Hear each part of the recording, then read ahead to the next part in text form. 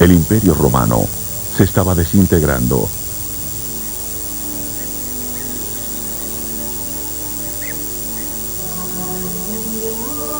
Devastado por una oleada tras otra de tribus bárbaras del este.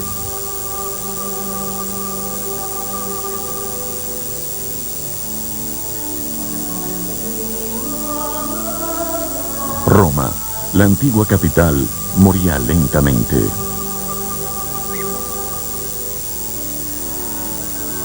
Pero su influencia en las tierras celtas fue trascendente y profunda.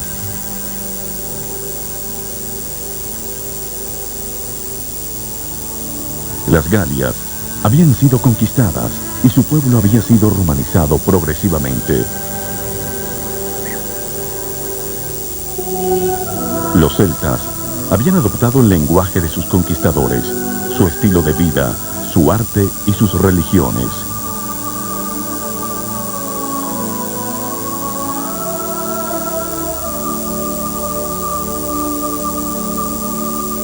Los guerreros ahora luchaban con Roma, no contra ella.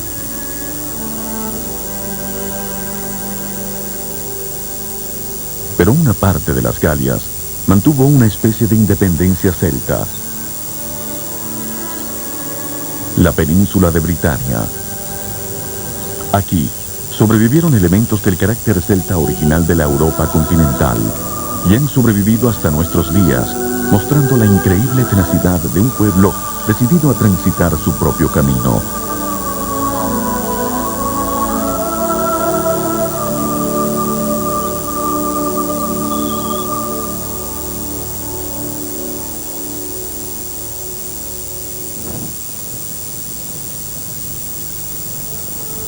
Los bretones, escribió el gobernador romano Agrícola, se fueron adentrando en las comodidades que hacen de los vicios algo ameno, las arcadas, los baños y los suntuosos banquetes. Este es Bath, un centro romano, un pueblo en la frontera de las tierras bajas de Britania, donde el idioma latín era el idioma del poder.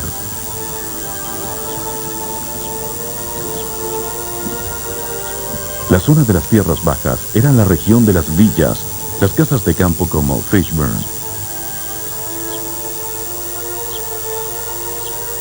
De estilo romano, las villas eran los centros de las grandes propiedades, cuyos dueños eran adinerados y versados en latín. Pero sus campos eran trabajados por los habitantes locales, los celtas. Y para ellos, era evidente que el poder, la riqueza y las comodidades pertenecían a aquellos que adoptaran las costumbres romanas. Roma dominaba por la espada y Britania era principalmente una zona militar. Carleón, Isca, con su segunda legión de más de 5.000 hombres.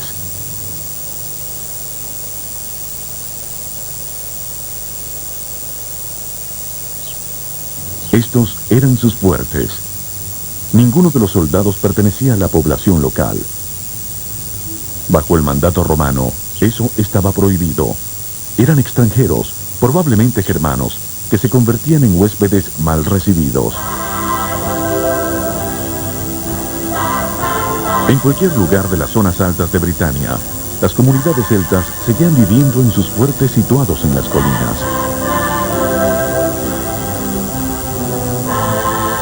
Algunas, como estas del norte de Gales, divisaban los fuertes romanos en las planicies.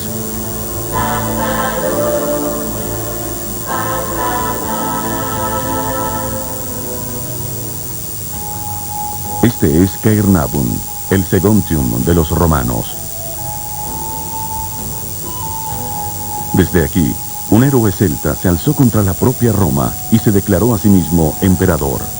Para los galeses, es un héroe mítico. Maxen Bledin, el fundador de la nación galesa. Aunque todavía es honrado con una canción, la verdad detrás del mito es algo diferente.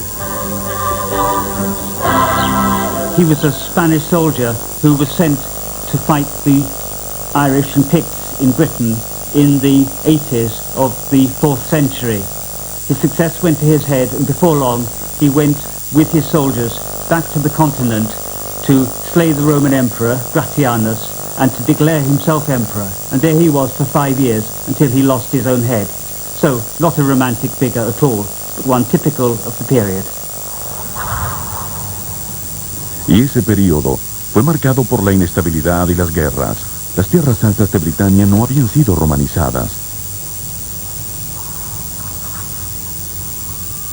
Este es el muro más famoso en Britania, construido por el emperador Adriano y destinado a marcar los bordes de la zona militar. Más allá, a los ojos de los romanos, era territorio de bárbaros. En realidad, había poderosos reinos celtas.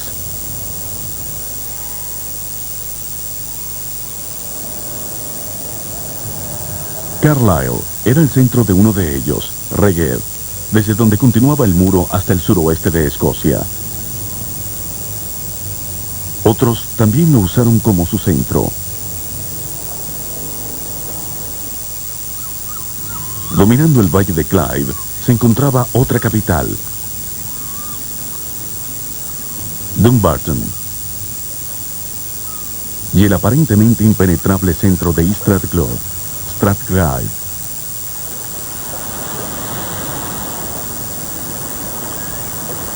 Este dominaba los pueblos circundantes, Griar y Gogledd, los galeses del norte.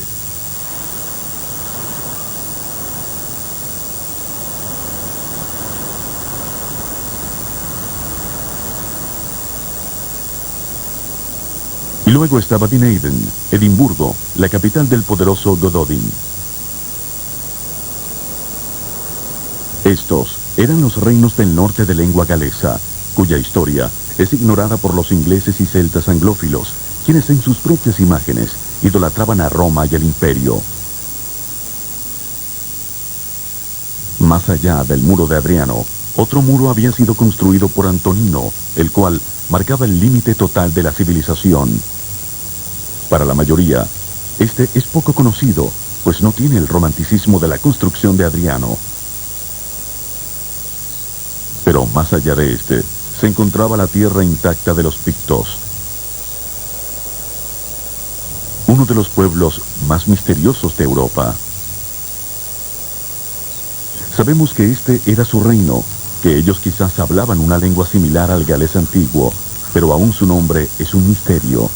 We don't have the Picts' own name for themselves. We don't know what their own ethnic name was called. In terms of what their neighbours called them, to the south, people speaking Welsh called them Prydain. Prydain meant the Picts or Pictland, and that's the same word that's given us Britain. So as far as the people to the south were concerned, they were a kind of Britain or northern Britain. And the people in Ireland called them Cruithne or Cruni, and that goes back to the same root meaning Britain. People writing in Latin called them Picti, which means painted people. Whether this was because they actually were painted or tattooed, we don't know. It might be just a form of their own word for themselves. There's, after all, a Gaulish tribe from the Iron Age called the Pictones, which is a Celtic word, so maybe there's a connection there. Maybe they did paint themselves. I mean, there is some evidence that in the earlier period, Britons had painted themselves with woad or tattooed themselves. Maybe not all the time, maybe just going into battle.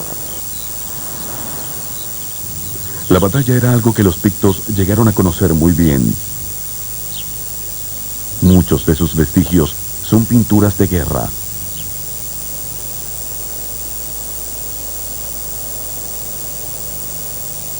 Otros se mantienen en el misterio, pero sabemos que la remoción de la autoridad romana en el sur dejó un vacío que los pictos explotaron.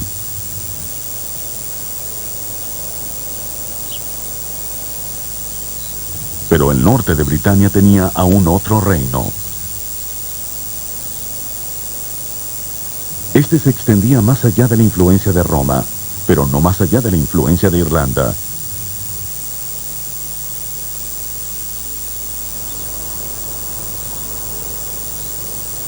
Se llamaba Dalriada y cubría esa zona donde los británicos continentales están más cerca de la isla de Irlanda.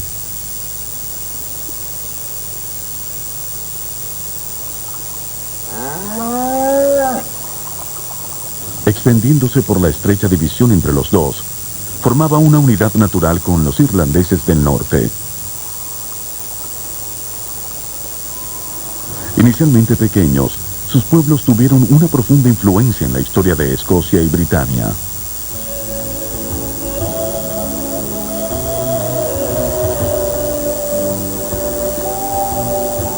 Su vecina, Irlanda, al otro lado del canal, también estaba fuera del dominio de Roma. Aquí, las influencias romanas no alteraron el estilo de vida de los celtas. Las estructuras sociales permanecieron intactas.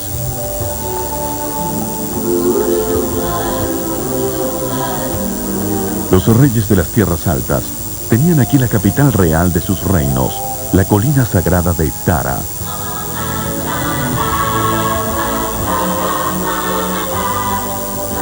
La partida de las últimas legiones romanas de Britania dejó a un país desprotegido, abierto a los saqueos y a la conquista por parte de las tribus celtas de Irlanda. Ellos florecieron, en su mayoría sin oposición, a través del mar de Irlanda. Gales permaneció bajo un severo ataque, pero la ayuda llegó de los Cymru del norte. Fuera de Stirling, marchó Cuneda con sus hijos y sus ejércitos para establecerse aquí, en el fuerte montañoso de Devangui, con vista al río Conwy. Desde aquí, aplastaron a los invasores irlandeses y los expulsaron gradualmente del norte de Gales. Pero Cuneda es una figura del oscurantismo. Sus campañas son en parte realidad, en parte ficción. Incluso hay algunas dudas respecto a la fecha de sus campañas. If this happened late in the 4th century, perhaps he was moved as part of the Roman policy of using one lot of barbarians, Britons in this case, against another lot, Irish, the Irish in Wales. If it happened rather later, after the Romans left, it may be one more episode in the civil wars that ensued after the Romans left Britain, rather similar to what's happened in Yugoslavia after the fall of the Russian Empire. Usted es los celtas. A pesar de la violencia de la guerra civil, los romanos habían dejado la noción de un reino británico, que iba a ser el sucesor de la corona de ese reino. En la zona de las tierras bajas, mantener la paz había sido asunto exclusivo de los romanos. Los nativos se habían olvidado de cómo luchar, cosa que no habían hecho los líderes de las zonas altas. Esta fue la cuna de los nuevos guerreros y su jefe, Vortigern. Surgiendo de las tierras galesas fronterizas, atrajo hacia sí las crueles críticas y burlas del monje e historiador Gildas.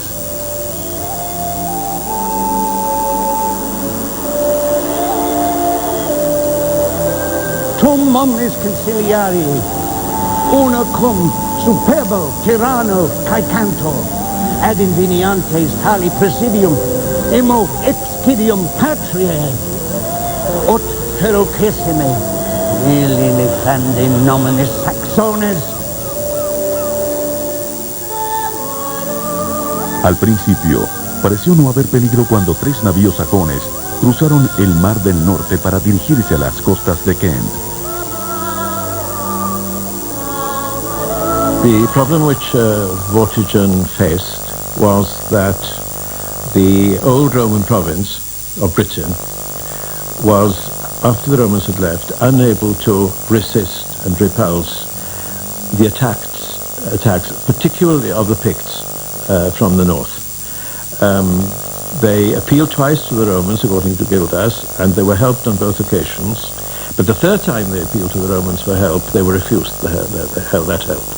So the council of the kings of the British province, under Vortigern's supervision, decided to invite the Anglo-Saxons in as mercenaries in order to help repulse the Picts. And they were to do this in exchange for their maintenance. And that was the first deal. Ningún lugar puede ser tan sagrado para los ingleses como el que por primera vez sintió sus pisadas. Las palabras son de un respetable historiador del siglo XIX. Pero Hengest y su hermano Horsa eran alemanes, no ingleses. Hengest, the leader of the English war band, brought with him his daughter, and Vortigern saw her and fell in love with her. So he concluded a bargain with Hengest that he should have his daughter and Hengest should have the kingdom of Kent. No fue la última vez que los celtas fueron descarriados por los rubios rizos de una joven sajona. Pero Vortigern había entregado prósperas tierras a los sajones y esto solo estimuló su codicia. The relationship between Vortigern and Hengest culminated in what is known as the treachery of the Long Knives. And the story goes that a feast was arranged in which 300 of the British nobles and 300 of the Anglo-Saxon leaders were invited.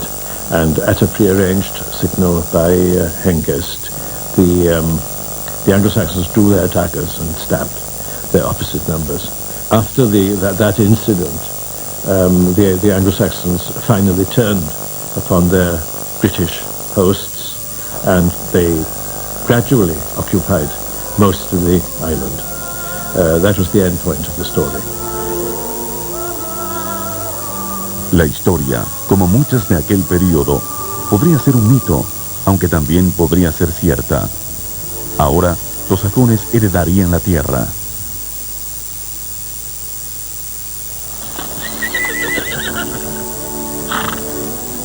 De los escombros de la historia emergieron gigantes. Pero hay uno, Arturo, que está envuelto en el misterio.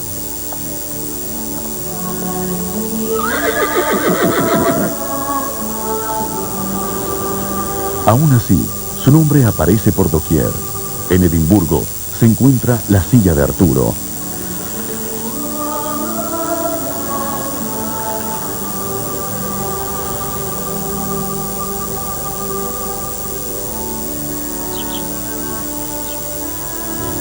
En Britania también hay muchas referencias sobre él. Cabalgó y cazó aquí, en el bosque de Broceliande.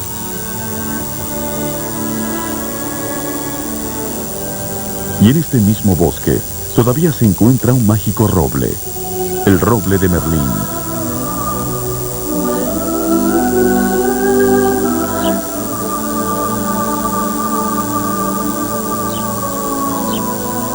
Algunos bretones todavía creen en su poder y depositan sus deseos por escrito bajo sus ramas.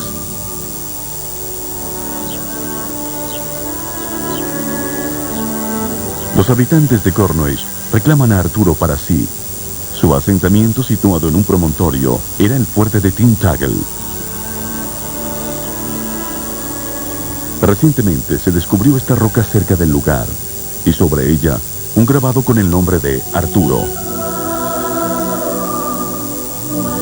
Eso es una prueba, dicen algunos, de su cercana asociación con esta parte del mundo.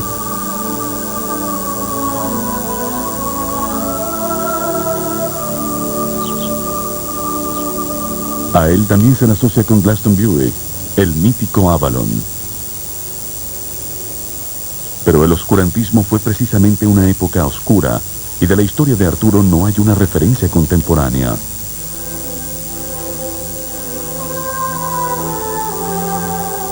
Todas las fuentes son de fechas posteriores. A veces, hasta de siglos después. En la historia de los bretones, de origen latín, presuntamente escrita por el monje Nennius, se hace referencia a los sajones. Se refiere, por supuesto, a los bretones y pretende trazar su historia. Y en esta historia del siglo IX, Arturo tiene su lugar.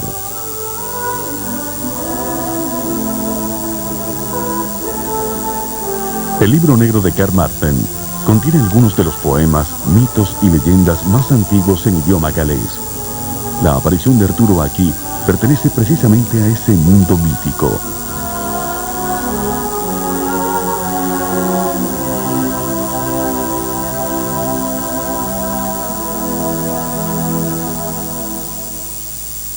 Los mágicos cuentos galeses de los Mabinogi, escritos también siglos después de la era de Arturo, están arraigados en una época en que la tradición era fuerte y Arturo penetró en este mundo.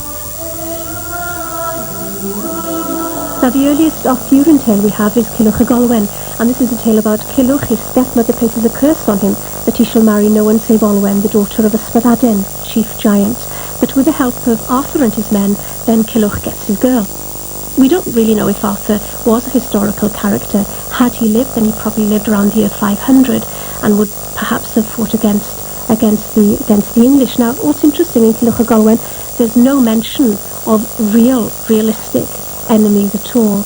Arthur fights against witches and against giants, and finally in the tale against the wild boar, the Twrch Trwyth, which he chases from Ireland all the way over to Wales. Esta constante fascinación con Arturo en el folclore celta, en los numerosos lugares vinculados con él, puede bien referirse a una figura real. Sabemos que hacia finales del siglo V, el avance de los sajones fue detenido en su marcha.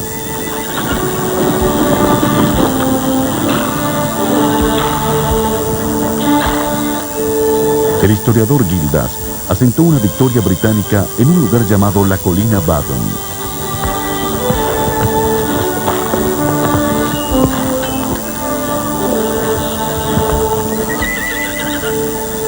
¿Lideró Arturo esta campaña?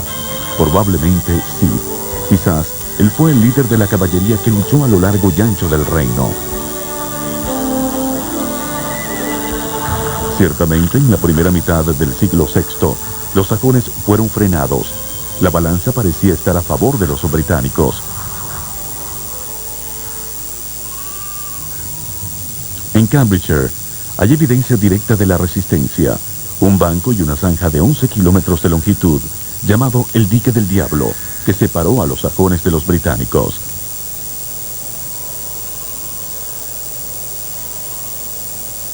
Al oeste estaban los británicos y al este los sajones.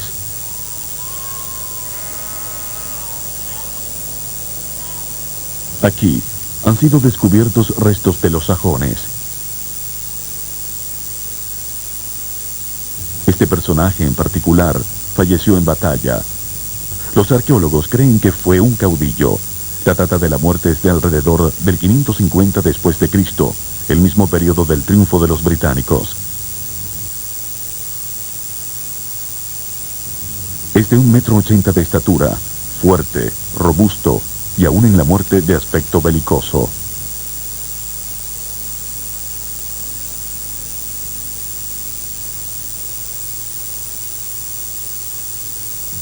Los expertos han sido capaces de reconstruir su apariencia. Es un verdadero representante del pueblo sajón, un pueblo firmemente establecido en suelo británico. Muchos opinan que sus primeros triunfos se debieron a un mejor equipamiento militar y una sombría determinación para triunfar. Pero justo en el momento en que los británicos parecían estar revirtiendo su fortuna, fueron atacados por la tragedia. La peste bubónica. La enfermedad atacó la médula de la población británica. Cientos de miles fallecieron.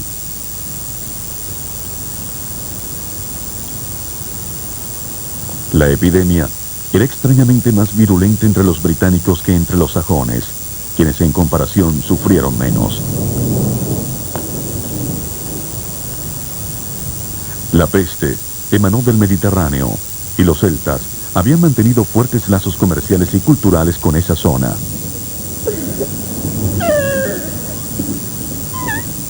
Quizás eso explica ciertas cosas.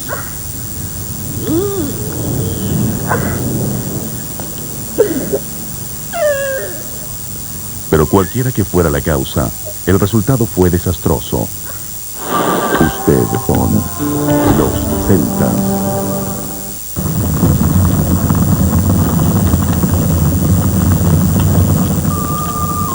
Antes de la peste negra, Arturo, si es que existió, ganó un descanso para los nativos británicos, pero fue solo eso, un respiro. Después de 50 años de paz, los sajones volvieron a surgir, siempre teniendo como objetivo las tierras más fértiles. Lo que siguió fue un periodo formativo en la historia de las islas. Una base germánica fue establecida donde finalmente se construiría la nación británica.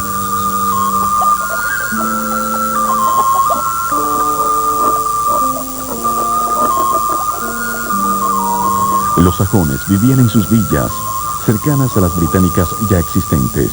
Raras veces compartían con ellos. Esta era todavía una economía predominantemente rural, pero los cambios se sentían en el aire. Culturalmente, los dos pueblos eran diferentes, y esas diferencias se arraigaron profunda y permanentemente.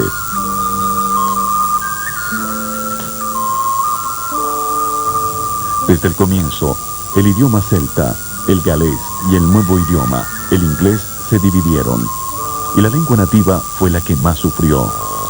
It died out in the lowland areas for two main reasons. First, it's the language of the defeated.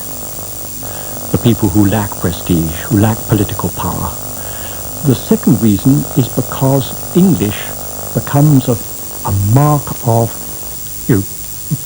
the political identity of a people. Because national identity is very strongly linguistic. So, if you want to get on, if you want to belong as well to the people who now control things, you've got to change to speaking English. It's very striking how few Welsh or British words were ever borrowed into English.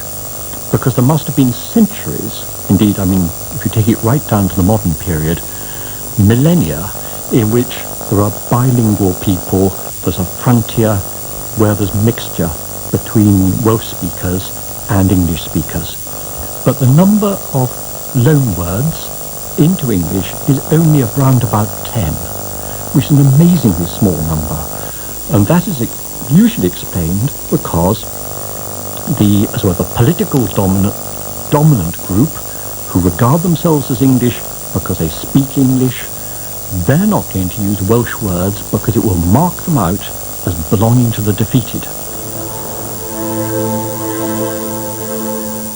Pudo haber sido diferente. Desde Reged, el reino celta que quedaba atravesando el estuario Solway, surgió un gran líder, Urien. Sus proezas fueron exaltadas por el poeta Taliesin. Escrita en galés antiguo, su poesía alababa los logros de Urien. Muerte y dolor fueron padecidos por los ingleses. Sus huesos fueron calcinados y sus cuerpos desnudados. Urien encaminó a los invasores al centro de Northumbria, Lindisfarne. Pero en Lindisfarne, también Urien encontró su final, traicionado por uno de los suyos. Y de esta manera el avance de los anglosajones continuó hacia las tierras bajas de Escocia.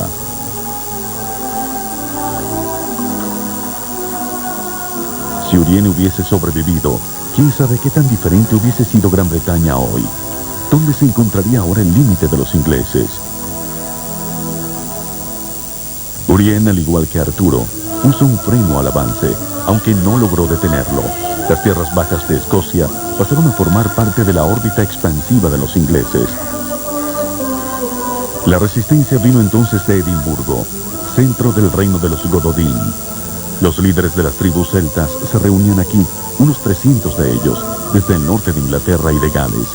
Era una reunión de los Cymru. En el salón del rey de los Gododin festejaban un año completo.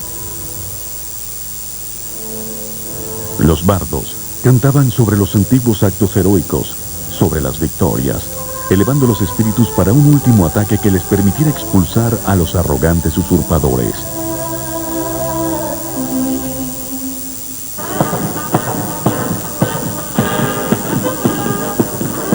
Finalmente, se movilizaron al sur para enfrentarse al enemigo. Y Irónicamente, es aquí donde se encontraron las fuerzas opositoras. Hoy es un campo militar, Catterick. En el idioma de los Kmru, Catray es un nombre de colosal resonancia.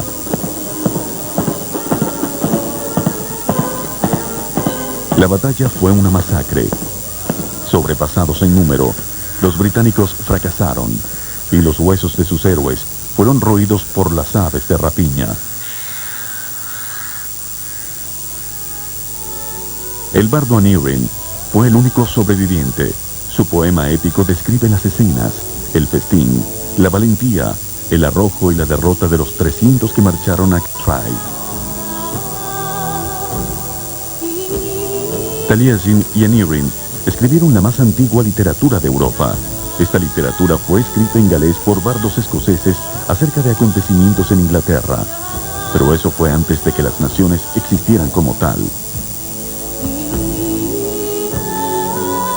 La masacre de Catray marcó el inicio del fin de los Gododin.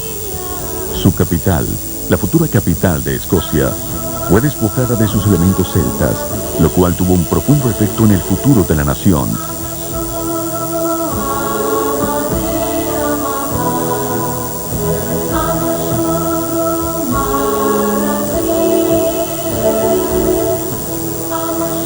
En el oeste, Dalriada tenía problemas distintos, pero con consecuencias igualmente profundas.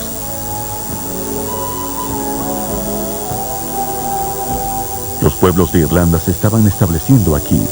Eran saqueadores y piratas, los Scotti. En el fuerte montañoso de Dinard establecieron su capital, la colina de Tara. Aquí, según cuenta la leyenda, se paró el futuro rey.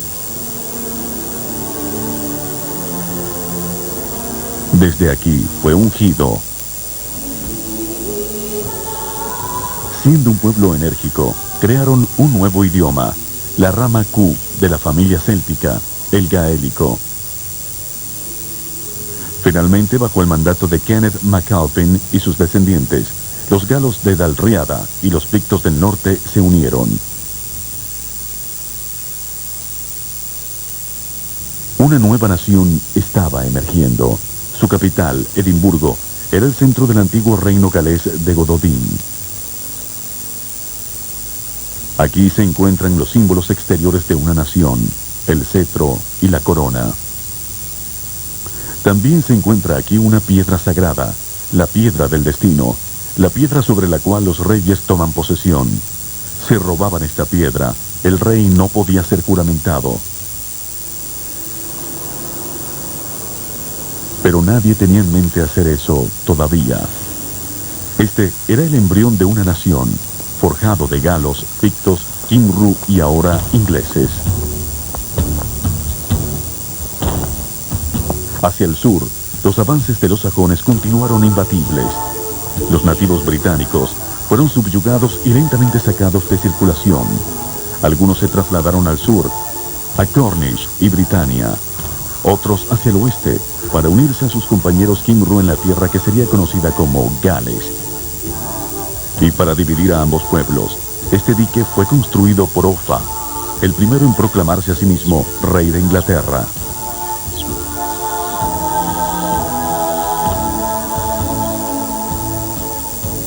Y Gales y los galeses. El término Wall significa extranjero. El dique no es más que un intento de separar firmemente dos pueblos imposibles de unir. Es una línea de segregación.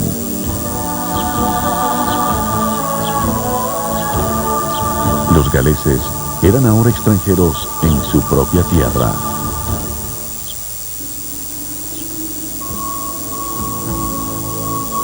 Nadie sabe cómo ni cuándo llegó el cristianismo al mundo celta. La vasta mayoría de los pueblos celtas mantuvieron las antiguas creencias religiosas que se remontaban a la edad del hierro, cuando Patricio atacó al mundo pagano de Irlanda. Él encendió el fuego pascual para que fuera observado desde la colina de Tara, donde el consejo del sumo rey se encontraba reunido. Lo encendió aquí, en la colina de Slane, y retó a los paganos para que obraran de mala fe. Por supuesto, fallaron.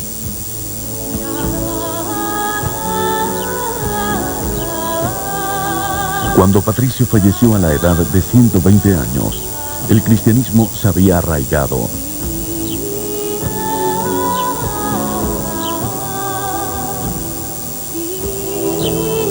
When Patrick arrives, whenever he arrives, let's say in sometime in the 5th century, he's doing something that no Roman cleric has ever done before. He's taking the Christian message beyond the limits of the Roman Empire.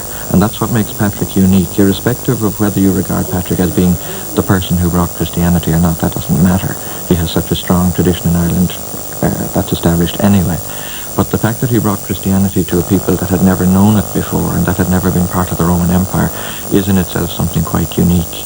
And it's because of their difference, it's because of the fact that they were never in the empire, that the later Irish church is peculiar, because the way Irish people do things is the way they had done things before, just with a slight twist for the purposes of Christianity. In other words, Christianity is added as a sort of superstructure or veneer on top of the way that Irish people did things before that. La labor de Patricio fue evangelizadora. Otros buscaron la salvación como ermitaños y hallaron la inspiración en el sur, en las desérticas tierras de Egipto. Aquí, los monjes cristianos escapaban a las distracciones y tentaciones de la ciudad. Sus vidas de soledad, meditación y ayuno se convirtieron en modelos de heroísmo.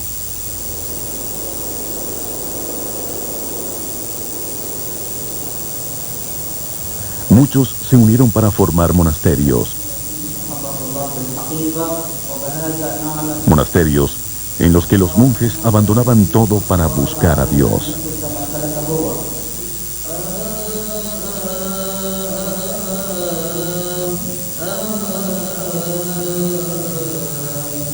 Aquí vivían simples vidas de oración y servicio.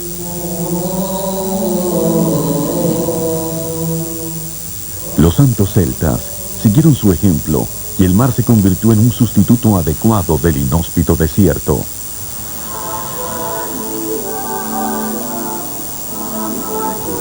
Las rocosas islas eran ocupadas por hombres y mujeres apartados del mundo para vivir como monjes y monjas que deseaban una radical y solitaria vida de oración.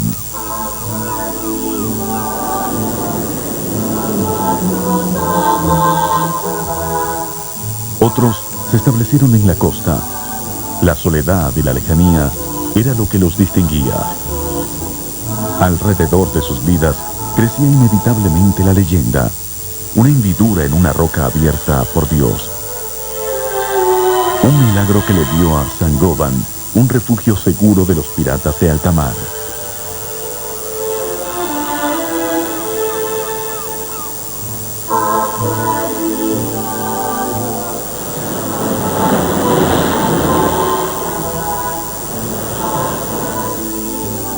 El precursor de esta iglesia ascética celta fue Ninian, quien buscó refugio en Witham, en la costa de Galway, en Escocia.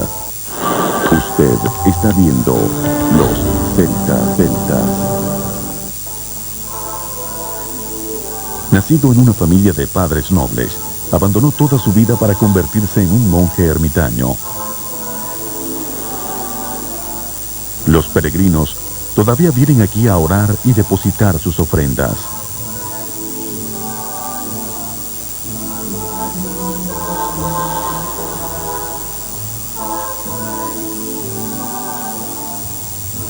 Se dice que, de joven, Ninian realizó una peregrinación a Roma y allí fue convertido en obispo por el Papa.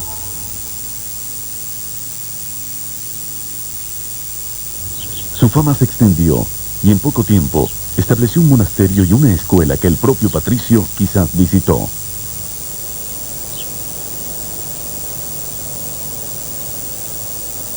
Sentó un patrón y los lineamientos de Windhorn fueron seguidos por doquier.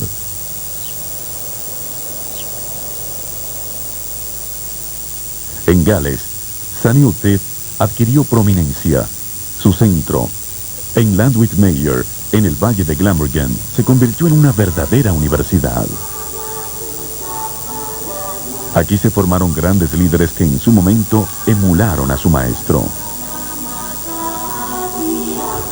Uno de ellos viajó al oeste de Gales y se enfrentó cara a cara con un pagano rey irlandés, cuyas núbiles mujeres retozaban desnudas en el río para tentar al santo.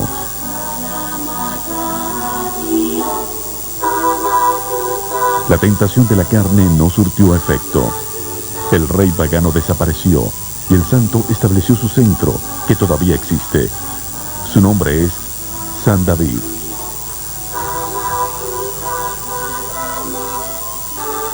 El santo patrono de Gales, nacido milagrosamente, logró que la tierra se alzara para que otros lo escucharan predicar. Su sermón era: recuerden las cosas pequeñas. Y es algo que olvidaron las generaciones subsiguientes.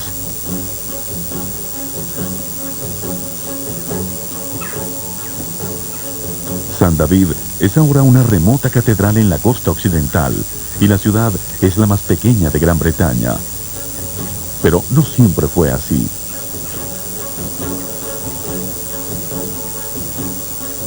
El mar de Irlanda era una gran vía de acceso. Los santos celtas hicieron uso de ella, mientras que otros discípulos de Iltyd navegaron al sur hacia Britania. La iglesia de San Sansón ahora marca el punto donde fue establecido un floreciente centro monástico. Estas iglesias celtas habían compartido en gran medida la unidad en su vida religiosa y cultural. Pero San Sansón, al igual que los otros, era impecablemente ortodoxo en sus creencias. Ellos no se preocupaban por asuntos doctrinales. La Trinidad era la Trinidad. San Sansón era un siervo de la iglesia.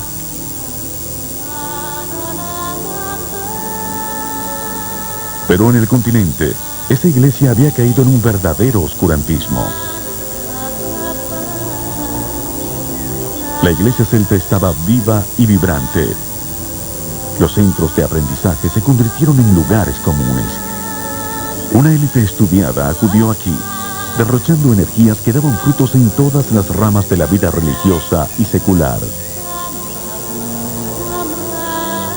Aquí, la poesía, la literatura, la historia y la escritura de los primeros padres del cristianismo eran estudiadas y conservadas. Los monjes y monasterios celtas conservaban lo que estaba siendo perdido en un continente dominado por los bárbaros.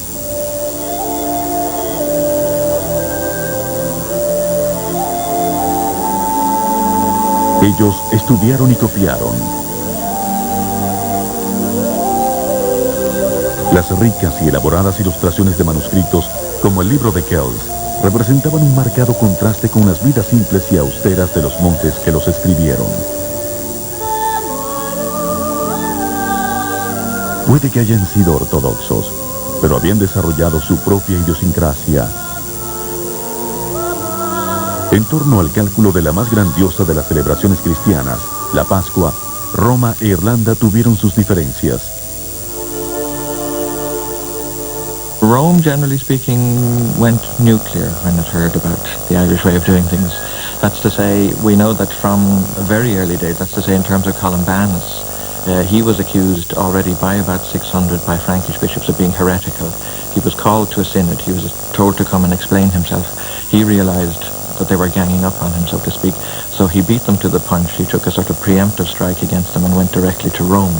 And he wrote the first of his letters, his most famous letter, the first letter to Gregory the Great, or Gregory the First, is addressed precisely to that subject of Easter. But it's a remarkable document because Columbanus more or less lays it on the line to the Pope and says, look, you are recommending this table of yours to us. We have tried it at home. We've looked at this. Our mathematicians have been through it, and it's wrong. It's crazy. It doesn't work. So we're sticking to our table, and if you have any sense, you'll do the same. You'll follow ours. Now, it's a very striking document because it shows a degree of self-sufficiency and confidence which you don't, for example, expect of the Catholic Church in this country nowadays, for example. Unfortunately, we know of no reply. The letter almost certainly arrived in Rome, but either because it was so extraordinarily forthright and so on. Either the Pope didn't reply at all or the reply is lost. But we do know that for some years after that, the Irish did persist in their ways of calculating Easter according to their Easter table, and the Continentals did it their way. Los grandes centros monásticos como Clonmacnoise mostraban el giro que los celtas le daban a las cosas. Aquí una iglesia organizada bajo la estructura episcopal, común en el mundo mediterráneo, era imposible. La organización tribal de la sociedad estaba muy arraigada como para aceptar el modelo romano.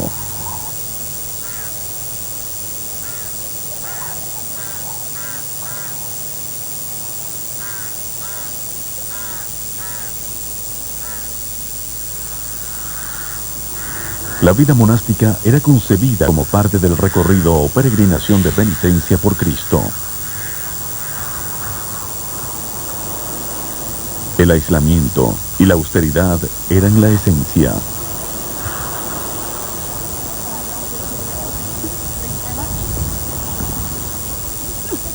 En ningún lugar esto es visto de forma más absoluta que en Iona, en el extremo occidental de la isla de Mull, donde aún se encuentra un centro de peregrinación.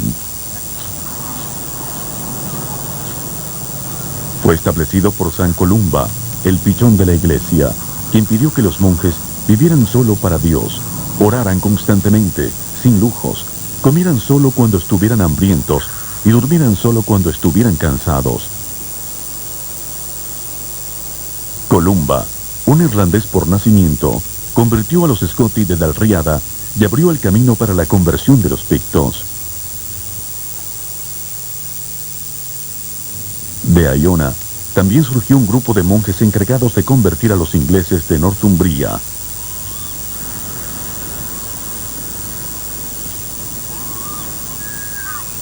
Se establecieron en Lindisfarne. Todavía hoy están colocadas las estacas de madera que guían a los peregrinos del presente a lo largo de la elevada al sagrado asentamiento. El líder era Aidan.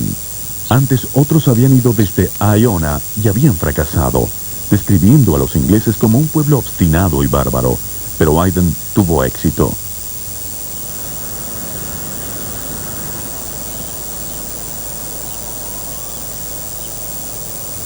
Los monjes prosperaron y su monasterio se convirtió en la cuna del cristianismo para los ingleses del norte. Pero el cristianismo también vino del sur.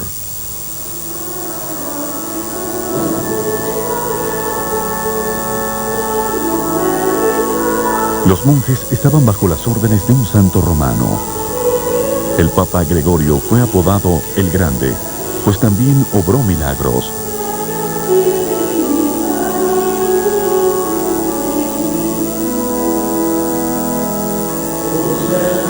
La Catedral de Canterbury es testigo de su éxito.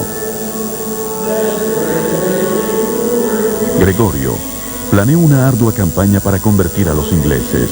Esta fue liderada por Agustín, un hombre rígido y poco imaginativo. Al menos tenía el buen sentido de buscar la guía de Gregorio, cuyas cartas mostraban flexibilidad hacia los paganos nativos.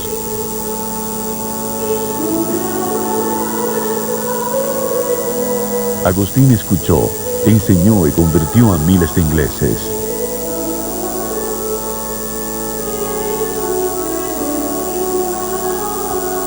Además del buen consejo de Gregorio, estaba el apoyo práctico.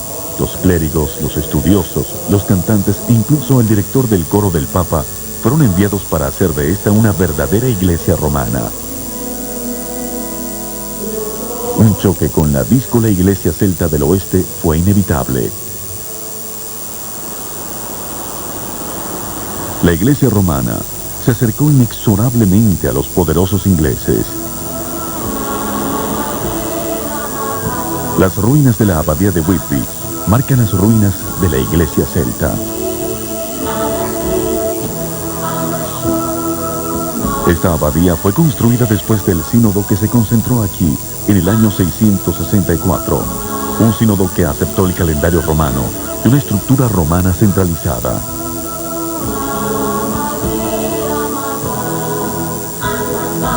La semilla romana plantada por el Papa finalmente derrotó a la iglesia celta de Occidente. Incluso en la religión, el celtismo estaba en retirada.